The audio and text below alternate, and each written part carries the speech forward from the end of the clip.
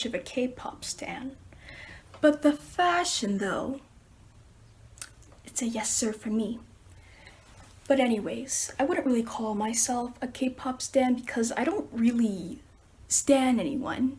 I listen to like maybe 3 K-pop songs, which by the way, you should listen to this song. And they're a bop. I listen to them like whenever I'm playing tennis, whenever I'm skating, etc, etc. But last week I saw this music video and it was Psycho by Red Velvet. And I realized the fashion sense in that video, ooh, spicy, okay, spicy. But what we're doing today is we're creating some outfits inspired by K-pop music videos. And this music video is going to be, of course, Psycho by Red Velvet. And I'm gonna look through some of the outfits and think about what design concepts I want to add to my blouse that I'm gonna create with a low budget, pretty much.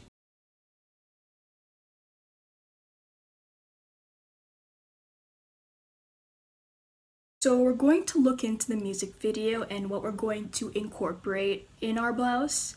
And I already went ahead and skipped to the part where I'm going to examine here, so we're gonna appreciate a little bit of the visuals. And right here is where I'm gonna analyze.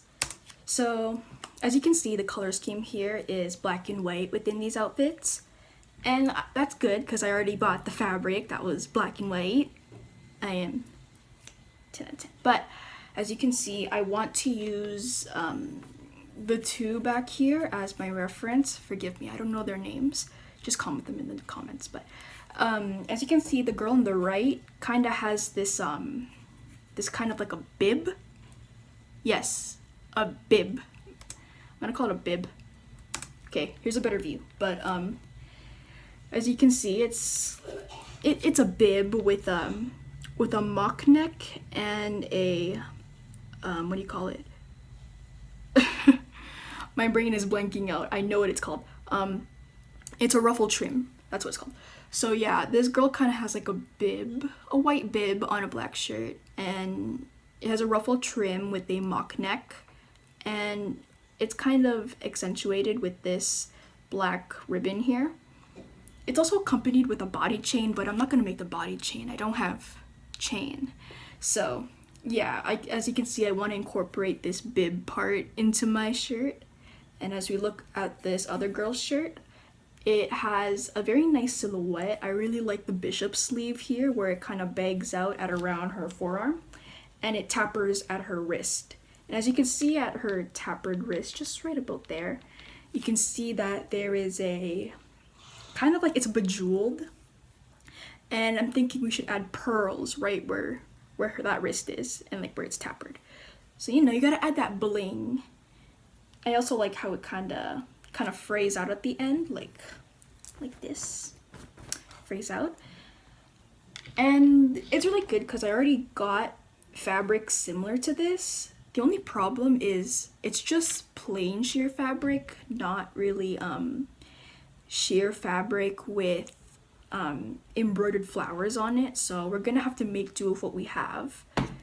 And what I'm thinking is, in order to make up for the lack of embroidery, we could take this bib here and we could add embroidered lace, not embroidered lace, white lace like this, and we add it as ruffles, as trim to the bib, and I'm thinking that would look pretty good. I'm thinking I'm keeping the actual bib part itself plain, and then the trim would be our white lace.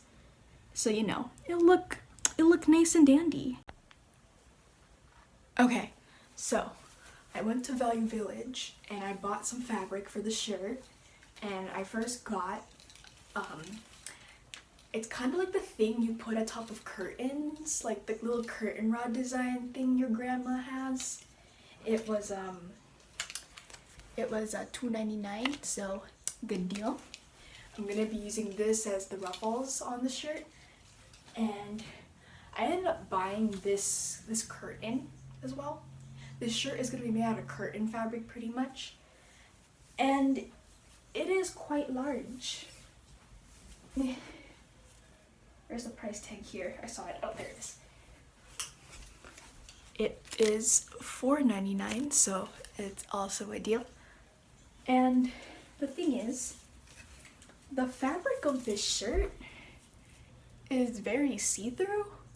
So what I'm gonna have to do is double the fabric right here, like this, if that's gonna make any significant difference. But I'm gonna do this, and I'll put a little black tank top underneath, and that will be pretty much the basis of our outfit.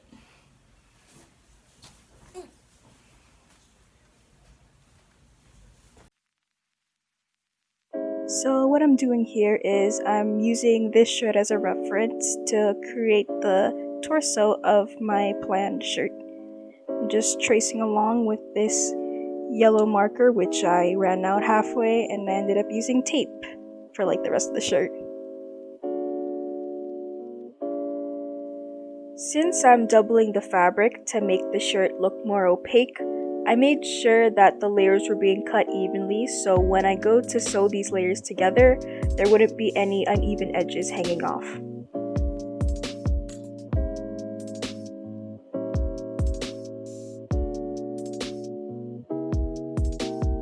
Using an old bishop sleeve measurement from a previous project, I taped about 23 by 11 inches on the corners, and I'm gonna take my painter's tape and connect those corners to create the draft of my sleeve pattern.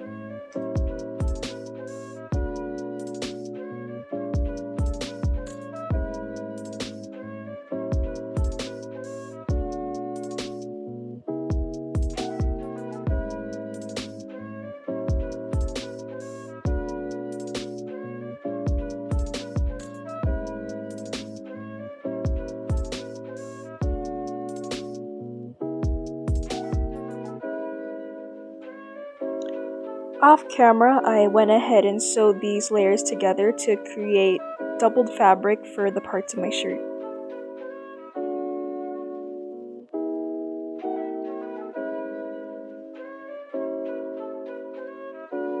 I'm starting to assemble my shirt together by sewing my shoulder seams together.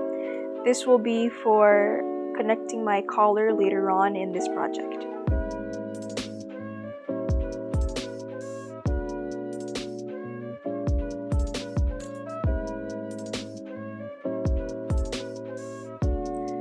To create the bishop sleeve effect, I added some ruching to the cuff of my sleeve, and I did that by pulling on an elastic while I was sewing it to the fabric. The tighter you pull the elastic, the more coiled your ruching will be.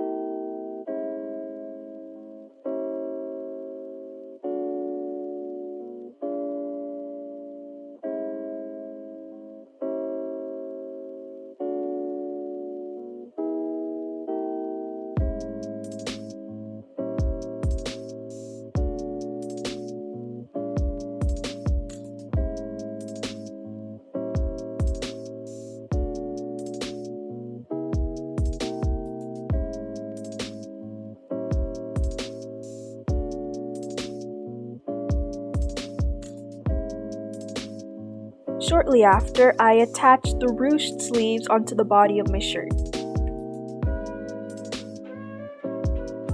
It's now time to work on the collar portion of my shirt, but first I have to remove the darts on the back of this old button up.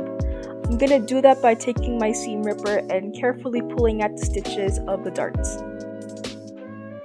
When creating the base of my collar, I measured about 6 inches from the neckline of my shirt, and I eyeballed the shape of my semicircle by measuring it to about the shoulders of my shirt.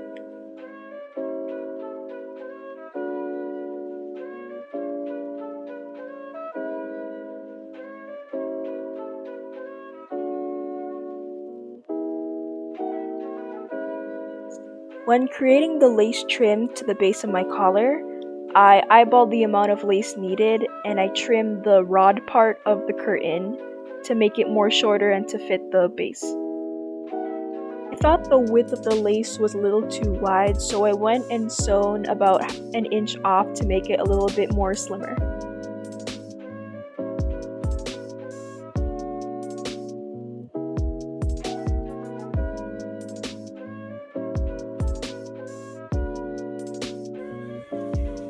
Here is the base of the collar with the lace trim. The next step is to now add the neck hole so I could wear it with the shirt.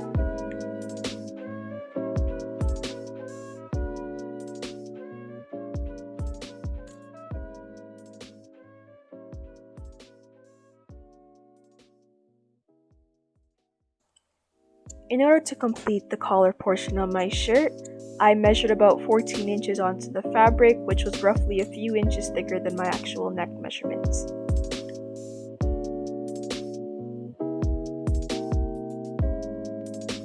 In order to replicate the ruffled trim on Joy's collar, I did it by doing light ruching with the elastic. I went ahead and attached the turtleneck portion of the collar onto the base. I also went and added a button-up slit to the back of the collar so I can fit my head through. After adding the final touches of the ribbon to the collar, I went and sewed on pearls onto the wrist to finish the sulgi aspect of the shirt.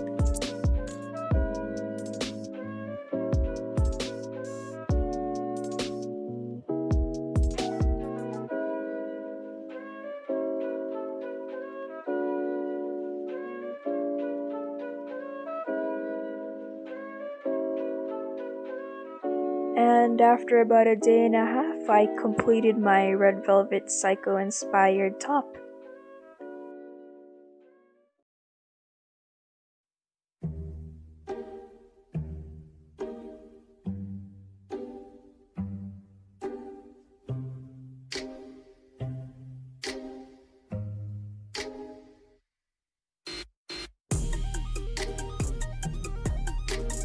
And with that, I could say this project was a success. The shirt turned out great, and I personally love how it looks. My only criticism is I expected the sleeves to be a little bit baggier, but I still love it regardless.